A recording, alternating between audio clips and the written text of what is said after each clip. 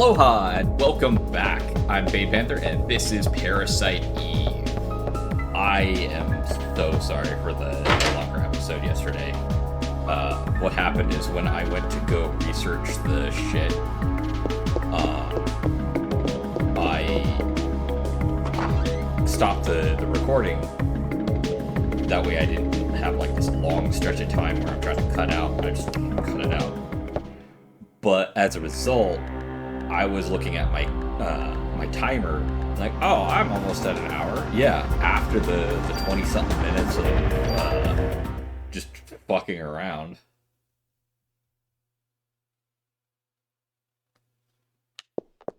So yeah, today we are trying to get the ultimate weapon. That's the long and the short of it. Thank you, Xhalo, for pointing out that the kits are a New Game Plus thing. I will probably go and root around in the sewers for that super tool. But once I get my hands on the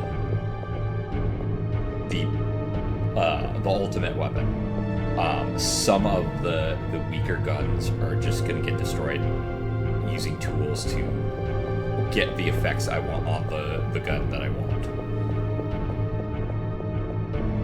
We won't speed up until we're actually like in the location that I want to start farming at, because that one spot up here by the whatnots is actually a really good spot.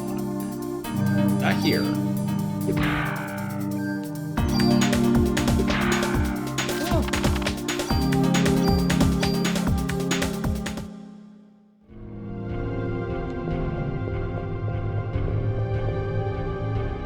Okay, curiosity bound. Can I...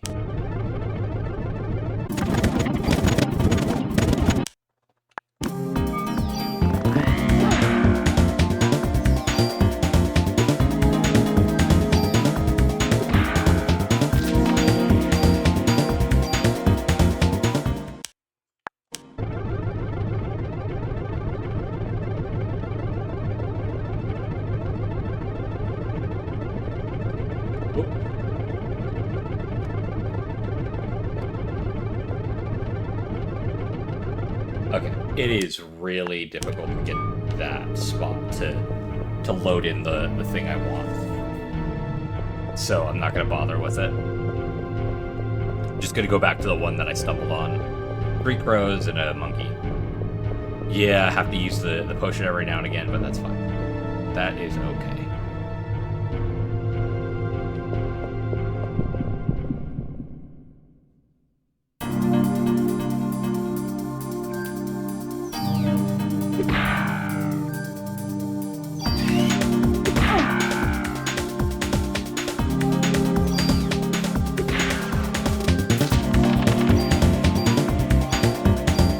Especially here, gets me some ammo because of the monkey.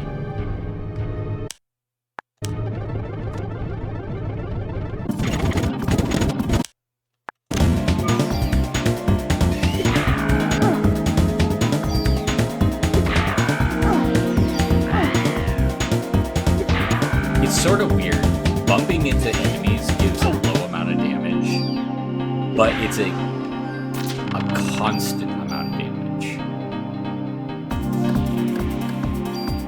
Which is so strange.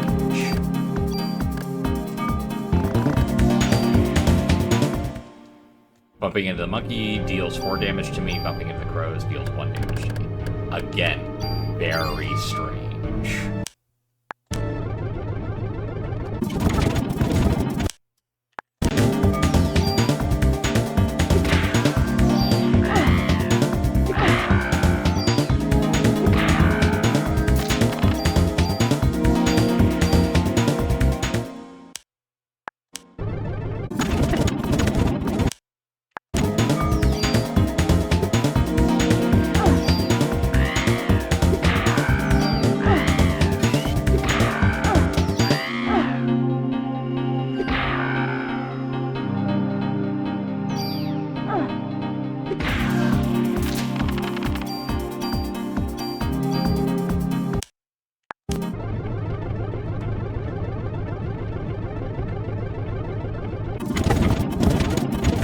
Got a little screwy bobble note right there.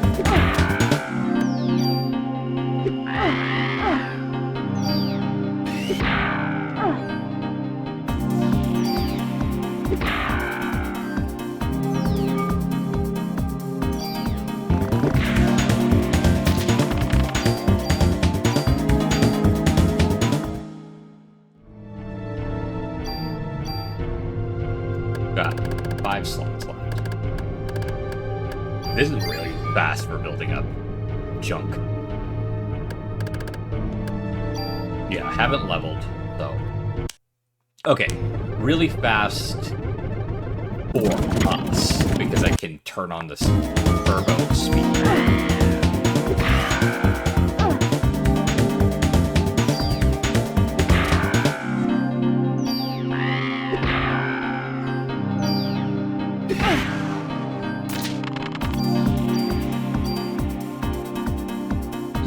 So one more.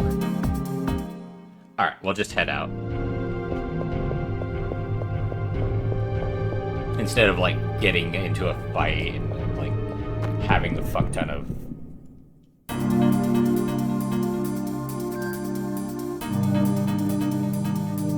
Meh.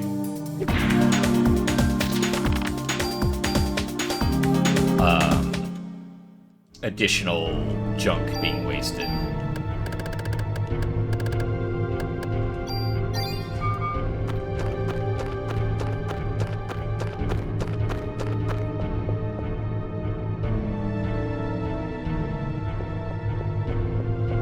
Yeah, right there seems to be a pretty rare spot for monsters to spawn.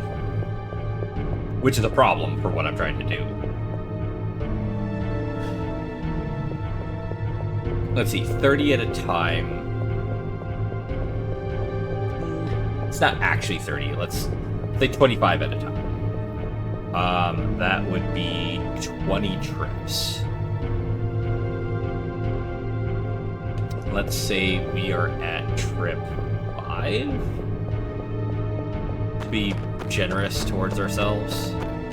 So, let's say this is the 5th trip.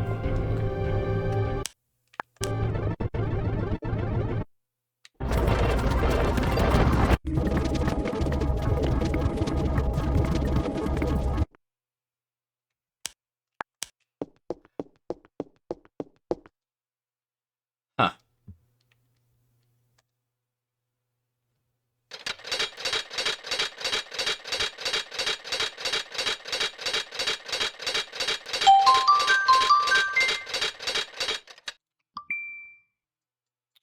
Right. Kind of forgot to do that. Oh well, you know what? After this, I'll worry about that.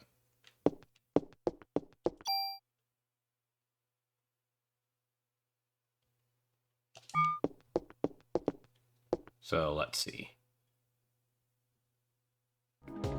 Yeah, that was the 5th trip. I guess I'll just have to keep doing this until the guy is like, hey, by the way, I can turn all this scrap into, like, a useful gun. What type of gun do you want? Or do you want to let me do it? Which, by the way, every time I've seen someone mention the 2 options, it's like, okay, look, you got choose yourself or let him choose. And whatever he chooses is outside of one possible gun. One is shit. And that one possible gun is a rifle. Which makes things difficult. So it's just better to choose on your own and choose the handgun. Had to close my windows because of... It's getting close to a time frame where this major construction is going to happen overnight. And power is going to go out for... I thought it was like 9 hours, but it's actually just going to be like 6 hours. And the 6 hours are from 11 to 5. And that is... Yeah. It was like AM to PM, and I'm like, what? And all I have to say is, look, can everybody just go to fucking 24-hour clocks? Because it is so much easier to go 0800 to 1600. Oh, okay, cool. So it's 8 hours. Yeah, it's 8 hours. Okay, cool. That's it. You don't need to worry about anything more. Why? Because it's fucking 8 hours. Not... Let's see, what would 8 hours be? The fact that I have to math just to get to 8 hours when it should just be simple addition is in and of itself a problem. No? Alright.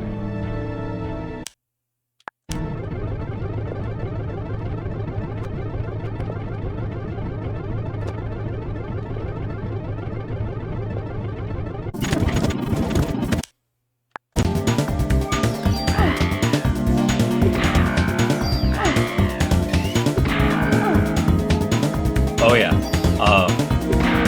And by the way, so if I could, I would get my hands on the demo of Xenogears. Why, you may ask?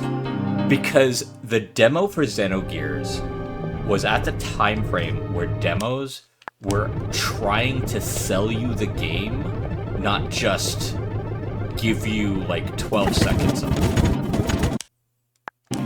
Don't the demos nowadays do that? So, a lot of the demos nowadays just kind of show you the first portion and you're done. And a lot of them are for games that aren't done yet. They're just building up hype for the game. Xenosaga was almost finished when the demo came out. So, they had additional characters that weren't actually in the beginning show up. Now, in other demos, this is just, oh hey, you have that sort of thing and you're done. But not in Xenosaga's game, or Xenogears game. Sorry, I've been saying the wrong one just because I focus on multiple things. But in Xenogear, what happens is one of the characters named Bartholomew shows up early, and so does another character, and the main character comments on this going, hey, aren't you guys further into the story? And they're like, yeah, but this is a demo, and we wanted to rock this shit too. I mean, they didn't actually say that, but it was still like, oh, okay, you get to play with some of the extra characters, even though you were just playing the first intro. And it was just like, alright, now you guys got my attention now.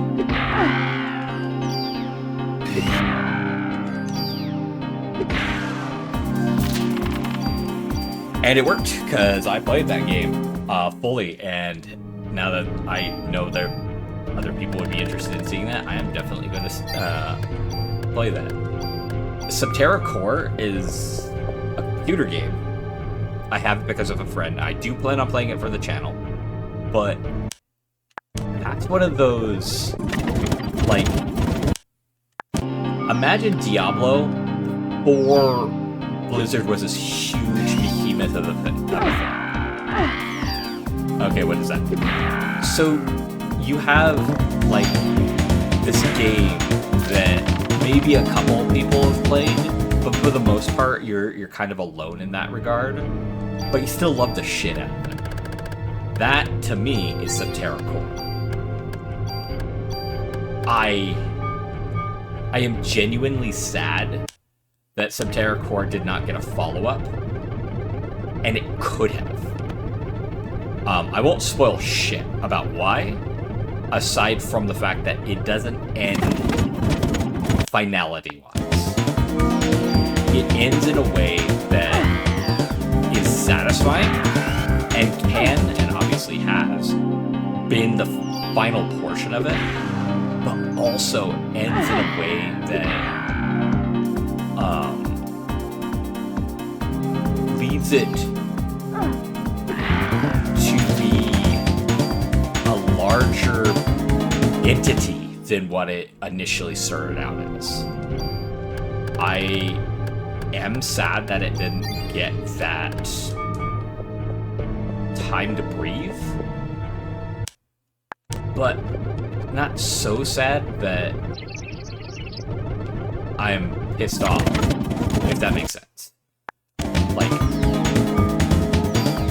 it's like lamenting what could have been, but being satisfied with what you got. Does that make sense?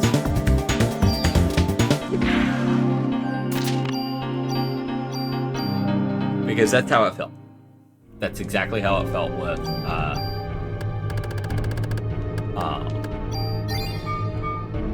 Subterra Core.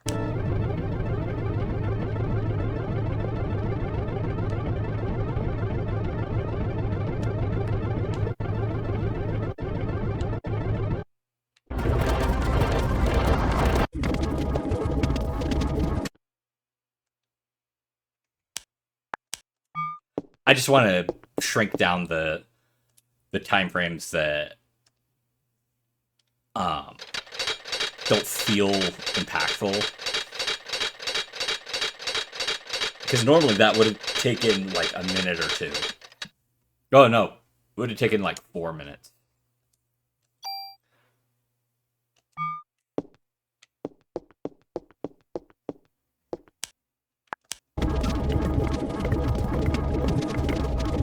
And yeah, me.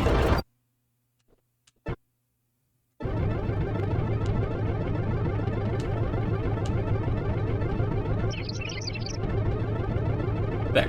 We're already back here and starting.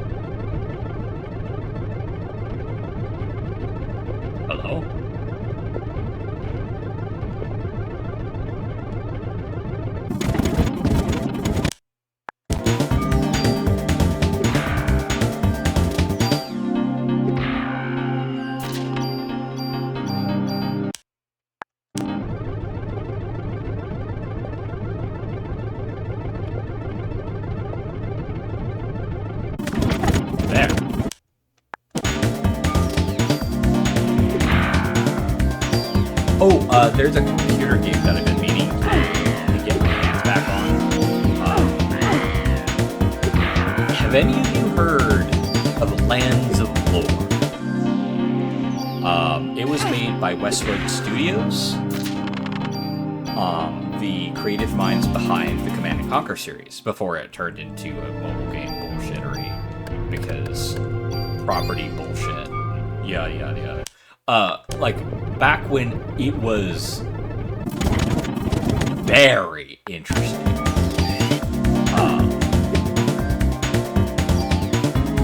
In a lot of ways, it's the one that started World of Warcraft. Or, sorry, not World of Warcraft, Warcraft itself. I think other games had done that type of genre first. No, I'm very sure they did. But Command & Conquer was the one that did it better. Anyway, it tells you something when I can sit there and tell you who made a game. I'm very rarely that interested in games. Not because I don't like them, to be clear. It is because of the fact that it's like, the creative minds mean a whole lot of shit. I just want to play the game. Which, honestly, nowadays, man, I'm glad I have that mentality, because there's a lot of people throwing around, hey, we worked on this game. Yeah, as an art designer. What does that mean for the gameplay? But regardless, Lands of Lore. I have not played the first one ever, but I have played and beat the second one.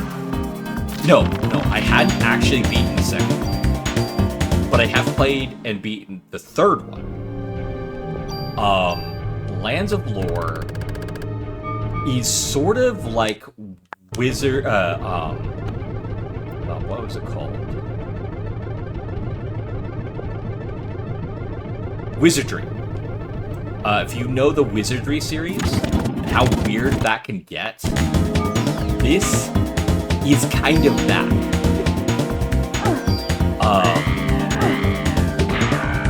It has the same graphical content,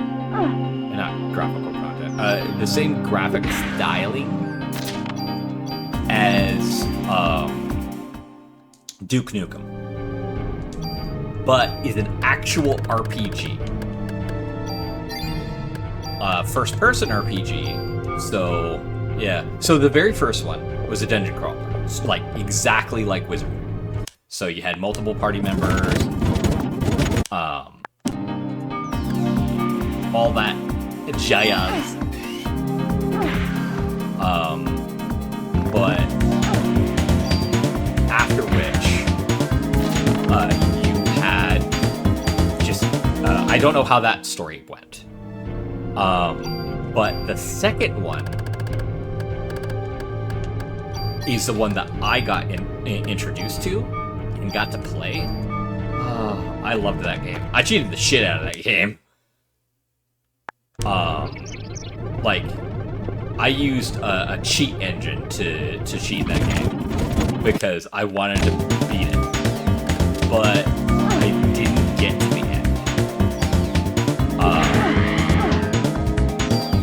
The main reason for that is not laziness. It was intimidation. The last boss didn't care about your statistics, and there was a lot of instant death possibilities, and you could fuck it up at any point. I had a lot of I still technically do have a lot of anxiety when it comes down to, hey, your choices matter, so you better choose the right one, because I've been burned so many times by games that do the thing of like, oh, you know what? A great game to analyze this. The Fallout series. More specifically, Fallout 3 and 4. Because they would give you this asinine, hey, here's a vague thing we're talking about for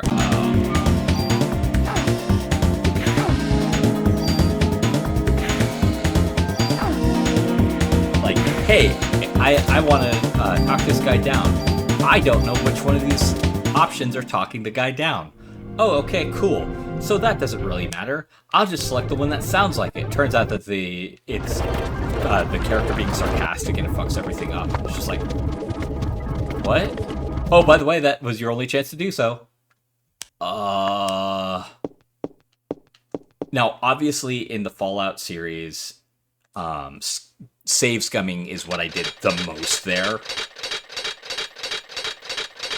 Because of shit like that. Not even because of the possibility of getting more XP off of it and this and that. No. Because of the fact of I didn't know what the actual lines of dialogue would actually be. It gives you a vague thing and this and that. They're not the first ones to do that, I want to comment.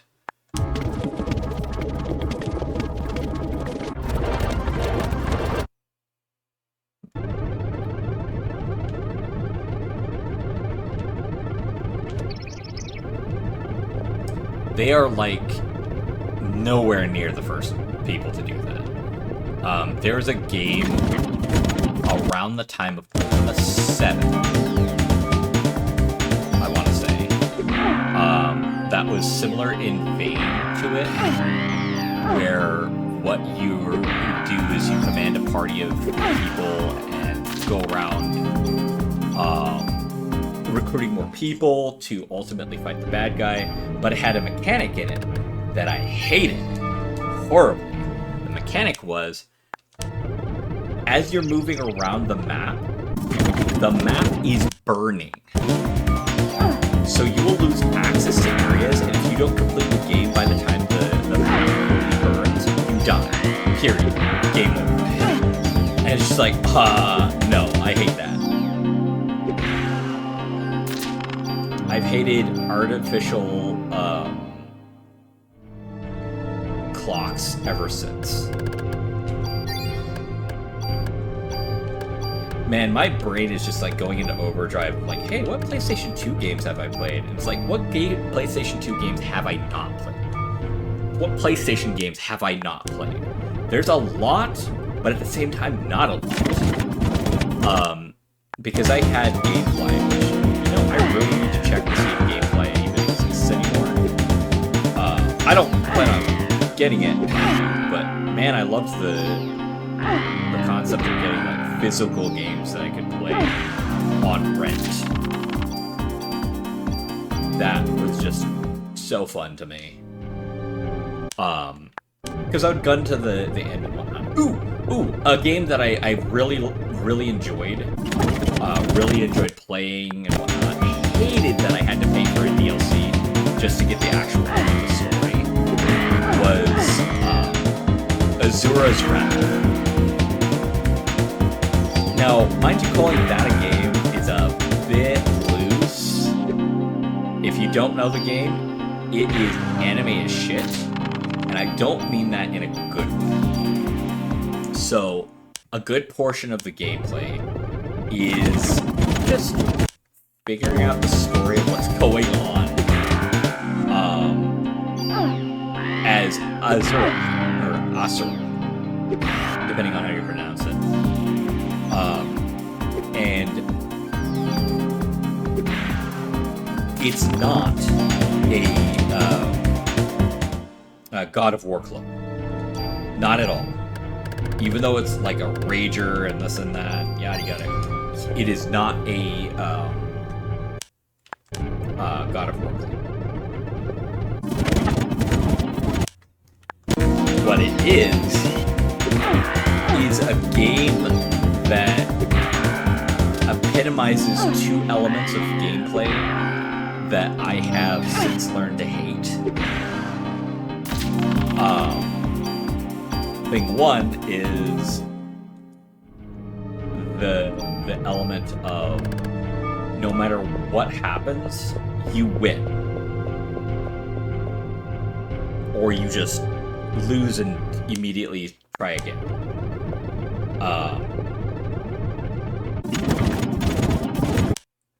Those type of gameplays bother me greatly because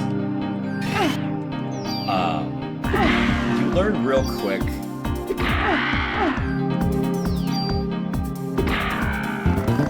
that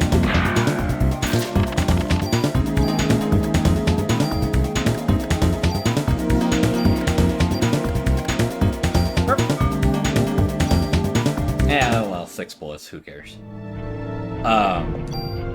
It just becomes insulting. Oh man, you couldn't beat that boss? That's fine. What's another game that I really enjoyed for... Okay, so for the PlayStation 3, I want to say, the Ghostbusters game. Oh my god, if you love the Ghostbusters game, that one is fantastic. I had meant to play it for the channel, but I never got around to it because it was one that... I got into this kick, and I clearly am still in that kick of play a new game, play a new game, play a new game, but so far the new games are just so... Either they hit nice and you're good, or they're so disappointing.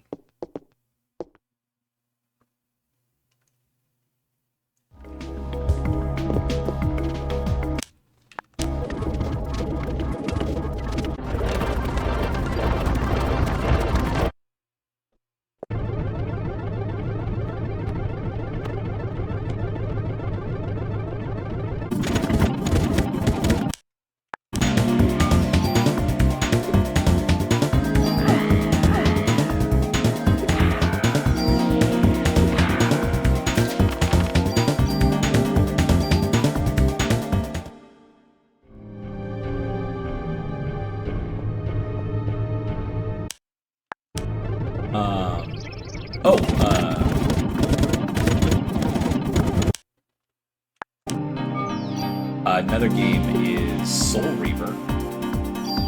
I didn't play Kane's Legacy, so that was kind of when I first really felt that sting of you're coming into a space that you are not familiar with.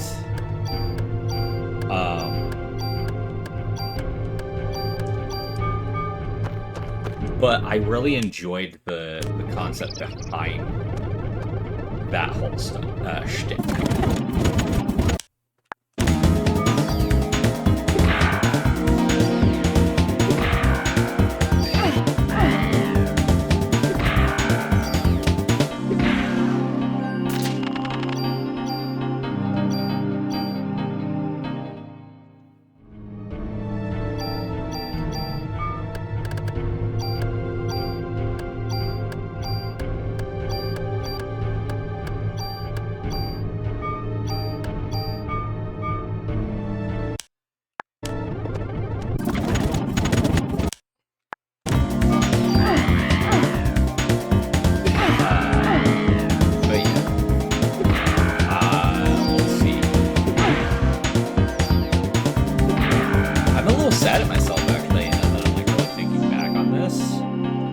Because there's so many games. I guess it's because I wanted to play games that people could get their hands on, and I had this, I don't know, mentality of like, emulation is something that is a bit touchy, but nowadays, right, that's not Nintendo shit. Nobody fucking cares. Provided you're not telling people how to do the emulation. Which, again, it's fair. I will say, for this PlayStation 1 game, Duck Station, dear God, there's some comprehensive tutorials that's written that is easy to understand.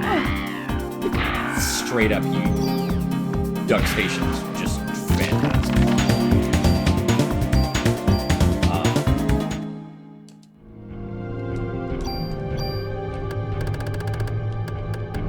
I guess I just also feel kind of bad for when I was playing alongside that crossover mod.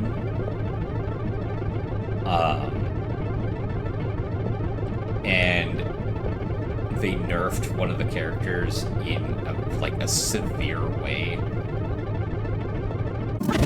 It was Samus that they nerfed, and they nerfed her in a way that it's just like, wait, she has this ability and she doesn't. What the fuck? And I got really negative with that. And a part of me wants to apologize for that, but another part of me is like, no, understand how to balance your game. Like, no. You have a fuck-ton of different pieces of resources that you can pull from other games. You have an active community helping you, provided they're not all fucking yes men. Learn from that. Don't, immediately shut them down. And provide good reasons for the shit. Yeah, sorry, nope. We're gonna step off of that and move on to other stuff. The Devil May Cry series, my sister wants me to play that in front of her, more specifically Devil May Cry 5. I played and beat that at work before I got let go. Not just before, but close enough.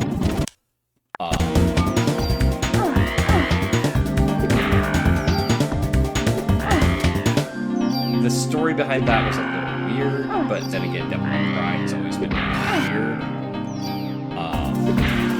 And not exactly in a bad way.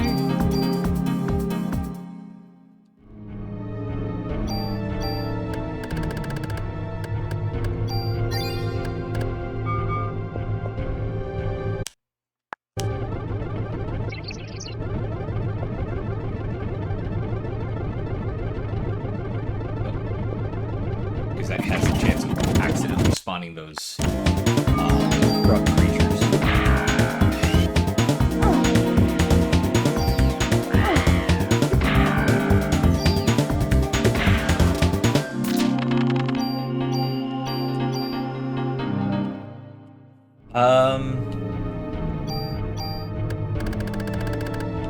Yeah.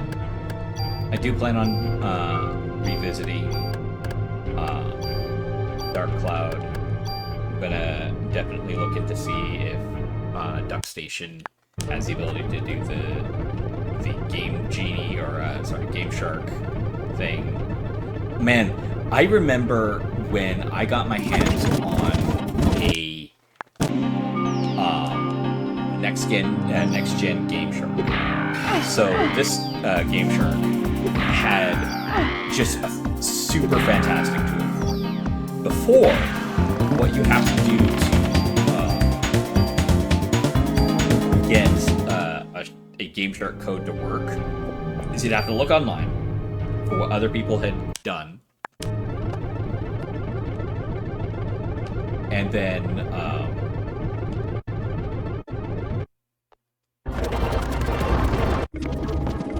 you would just input that code. I think you had certain limitations because of the way the hex coding worked, but for the most part, it was just bam, bam, done. This newer shark, it was more like a hex editor. If you don't know what a hex editor is, a large chunk of games around this time used hexadecimal coding, which means that it, due to the values that it could do, it could get to a number as high as F, if I remember correctly. So it capped out at like 65,535, something like that. A hexadecimal editor allows you to go in and alter those values, which is dangerous. I want to underline that. Like, do not just tweak the shit out of shit, because you 100% will regret it. But that's where this newer Game Shark came in. It was a PlayStation 1? Yeah, it was a PlayStation 1 Game Shark, because PlayStation 1 and PlayStation 2 had the longest lifespans out of these PlayStation series. No, it was a PlayStation 2 one. I remember that. It was a PlayStation 2 Game Shark. And the way it worked is it worked just like a normal Game Shark. So you just put in codes ahead of time, turn them on and off. But unlike a old school one, you could pause during gameplay, turn on and off select codes, and then on the fly make your own. Say it's a game that has no Game Shark codes. What you could do, let's take an example for hit points. You can take a state, aka you take a snapshot of what's happening, and then you go in and you heal, and then you ask the Game Shark, hey, take a screenshot of all of the values that have changed. It does that, and then you go back in and you get hit, and then you ask it, hey, take a look at the values that changed. And then it narrows it down of like, oh, okay, so this is the hit point variable. This is the thing that controls the hit points. And it's like, oh, okay, cool. So then what you end up doing is you made an infinite hit point code by just fiddling around with the Game Shark and playing the game. It was kind of fun. I would love for that mechanic to be in Duck Station, but I haven't looked too hard in that. I definitely am going to, now that I really think about how much fun that was. I will not over-cheat games. Let me be clear. I only liked to cheat games in a way that removed a frustration. So in a lot of games, I wouldn't give myself infinite HP. Why? For two reasons. One, it doesn't feel as fun if you're spending like the whole damn time just going, I can tank that. With certain exceptions. The certain exceptions are that if because most infinite hit point cheats just make it so your hit points don't fall below a certain value. So if the enemies hit you for more than that value, you still die. And instant death stuff still hits you. But stuff like infinite MP was on the table. Why? Because that was always a frustration. It's like, just let me use my fucking skills all the goddamn time. But the game's not balanced for that. I don't care. You're cheating. I don't care. It's a single player game. Go fuck off. Which brings us to Dark Cloud. I only cheated to have infinite items. Why? Because you couldn't have, like, directly, what's the word? You couldn't have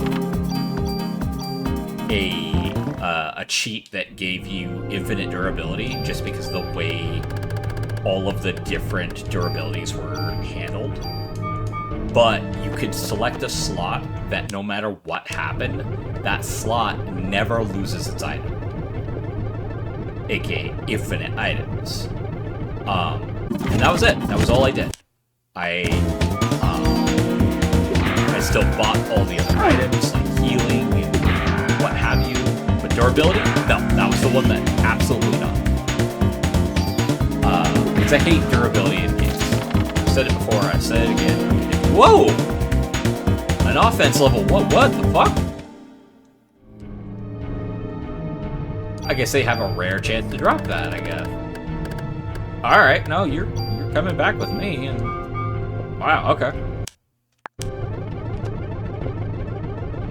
Man, this ultimate gun's gonna get really fucking insane. Really fucking fun. Also, thank you for the information on the armor.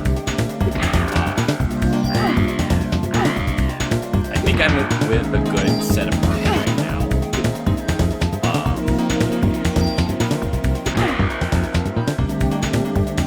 I may hold off a little bit until the Chrysler building, because that's when the final leg of the game is. Did I accidentally? Yeah, I did. Doesn't matter.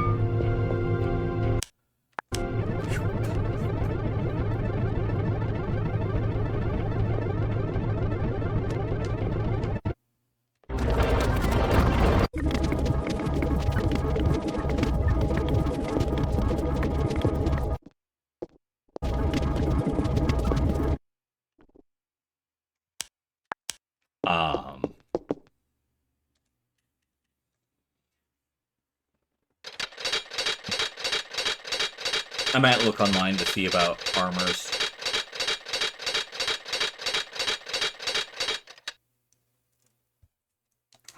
But yeah. Right now I know that the because I will lose all of the armor stuff.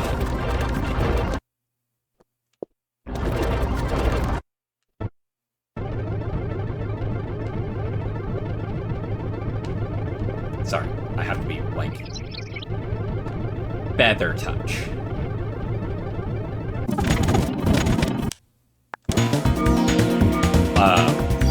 Because I'll lose all of the items that deal with armors. Oh shit! I forgot to drop off the offense level. You know what? That's fine.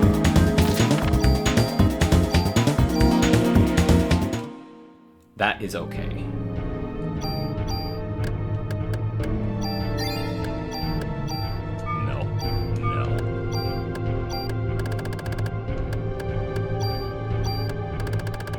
but I've got so many items that are used for the armors that once I get to the Chrysler building, whatever armors I do have, I'm gonna just cannibalize and merge into one super armor, or near super armor. Because I won't be able to carry that stuff with me into the new game. Why did I go all the way back here?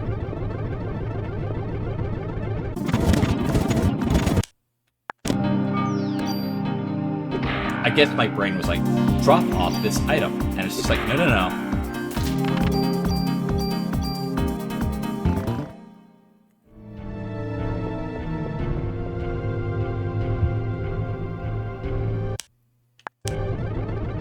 I will say, regardless of anything, the absolute next game I play is Parasite Eve 2. After I've done the New Game Plus of this,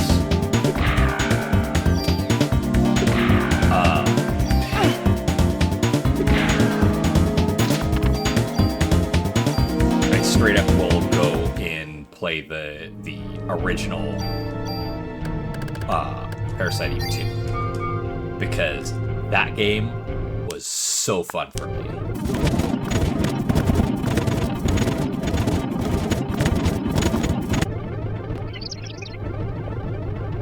Okay, I'm not gonna do that for the rest of these fights, but that was cool.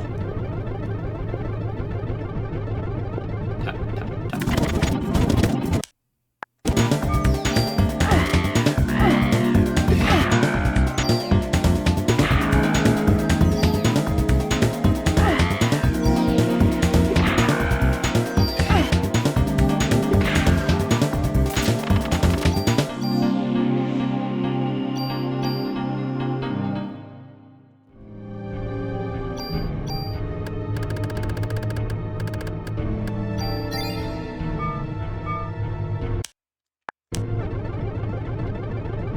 There's just so many good games that I've played.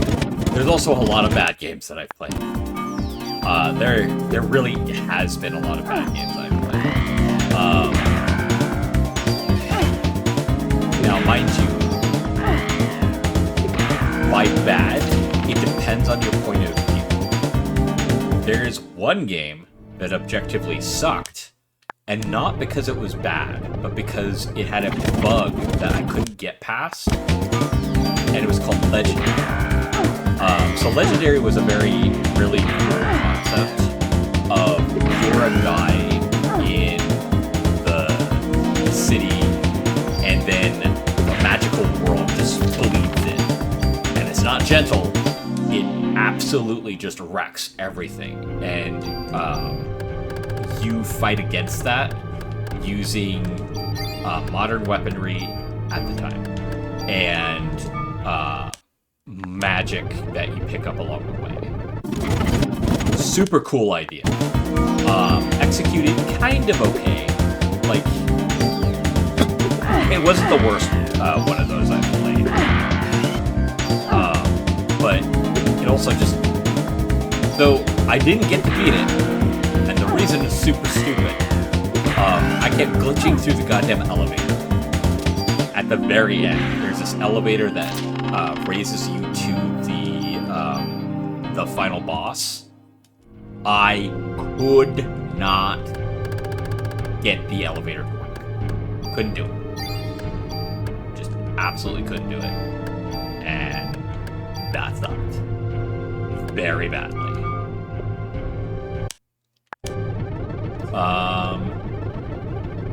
So, another one that I'm unsure about would have to be American McGee's Alice.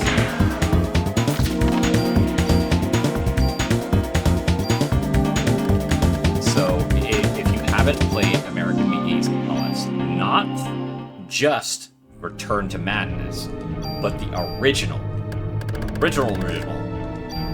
it is a fever dream.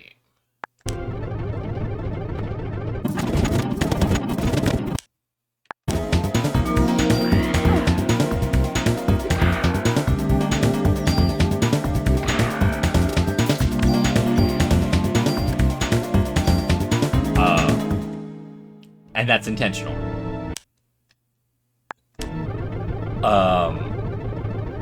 If you've played Madness, you know why it's a fever dream, but in the first one you didn't know. I liked. So let's drop this off first. I don't have a lot of tools now that I actually see it.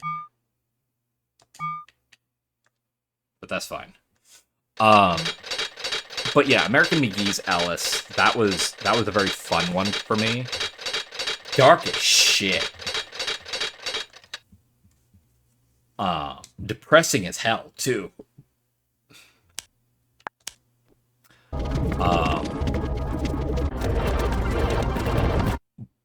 But what definitely sticks out as kind of a telling point of American McGee's Alice Return to Madness is I remember the cameo of Raz Pugh from Psychonauts almost more than the game itself.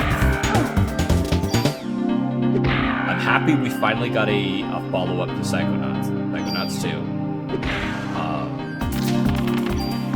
I feel a little jaded about certain elements that popped up, but I am happy with the way it played out, and more so, how it ended.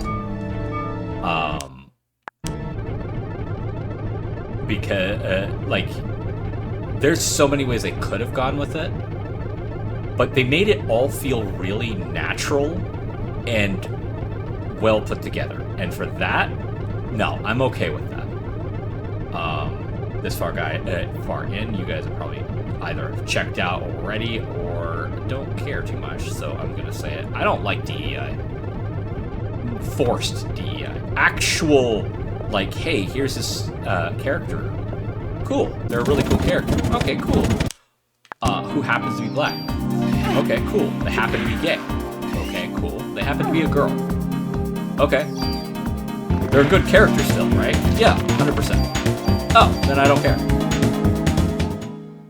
All the other elements are, add-ons.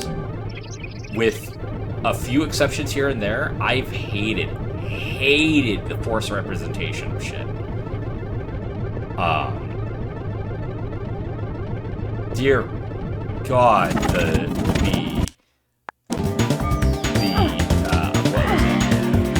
was it Netflix? Or was it Amazon? I don't know. The anime of Devil May Cry that turned America into a colonization of the demon world, and that's why they're attacking. It's just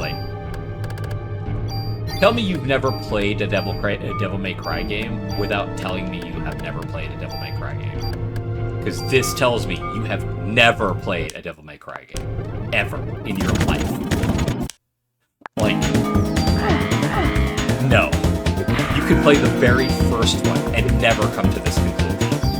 You could play the 5th one and never come to this conclusion.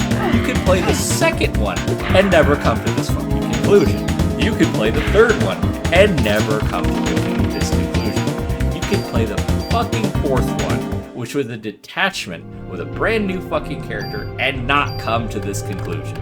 You have never played a Devil May Cry game. You just saw a cool character and slapped him on shit. Which, by the way, is comical as hell, because Dante, the main character of Devil May Cry, isn't cool. He thinks he's cool, and that's the joke. Now here comes the real question. Is the anime worse than DMC? The reboot that was totally fucking terrible with how its story went with Devil May Cry. Yes, I'll have to say yes, because here's the most numbing part of this entire discussion when it comes down to Devil May Cry anime versus DMC the reboot. DMC the reboot was still actually fun to play. It was a Devil May Cry game in that regard. If they had, in all fairnesses, just not put Devil May Cry on it and made it its own thing, not a single fucking person would have complained. Not a single one. Why? There wasn't a point to.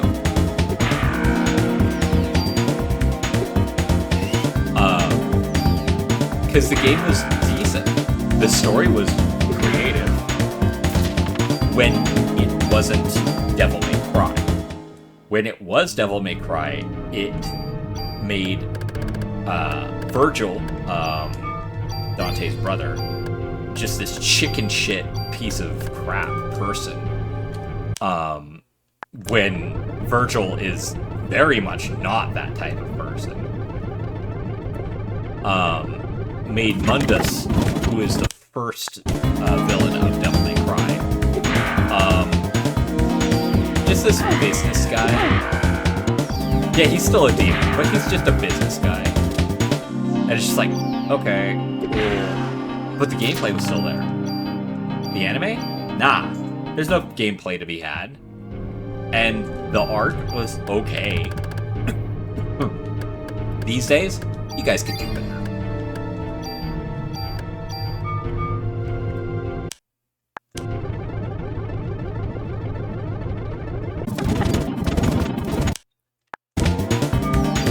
So, yeah, no, like, don't give me that shit of, oh, this is, like, the biggest insult I'd have to say as far as the Devil May Cry anime was the creator of said anime trying desperately to have people think that he was just this huge Devil May Cry fan. And it's like, no, you're not. Want to know how I know you're not? Because you made this shit.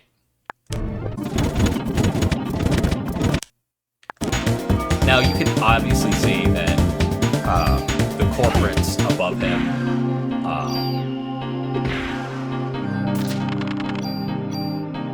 are the ones who, like, pushed for this. You know, that's fine. Then don't fucking try to signal that you're just this big-ass fan of it.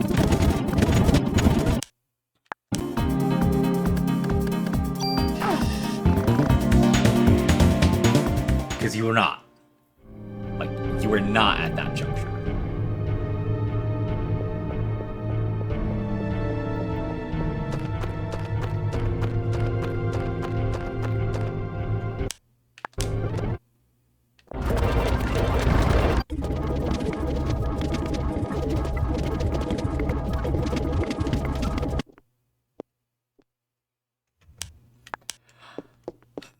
Yeah, I think this is one reason why I should just play games that I enjoy.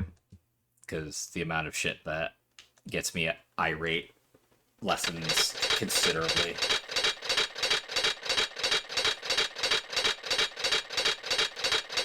So... Oh. Oh my god! The timing! This was literally the last one I was going to do. Could probably whip you up a whole gun from them. What's your favorite on you? Handgun.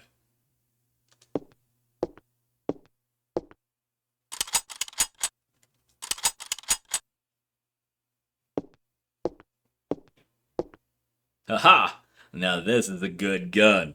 You can count on this one. The DE-50AE7.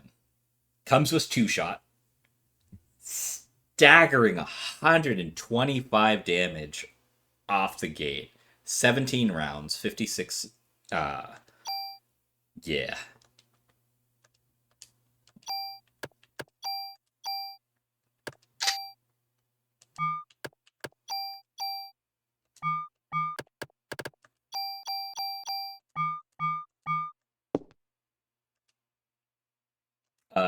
In the next episode, we'll soup this one up. This episode ran a bit long, but but I did it in basically 2 episodes because of the fast forwarding and figuring out where I can easily get a ton of junk. Done, easy, fucking fantastic. Love it. Moving on. The boosting of the gun isn't going to take that long, I think. I'll go and try to find a super tool, but I'm not concerned about that currently, especially if the toolkits are gonna just be New Game Plus stuff. Anyway, I will catch you all in the next episode. Until then, have fun, be safe, and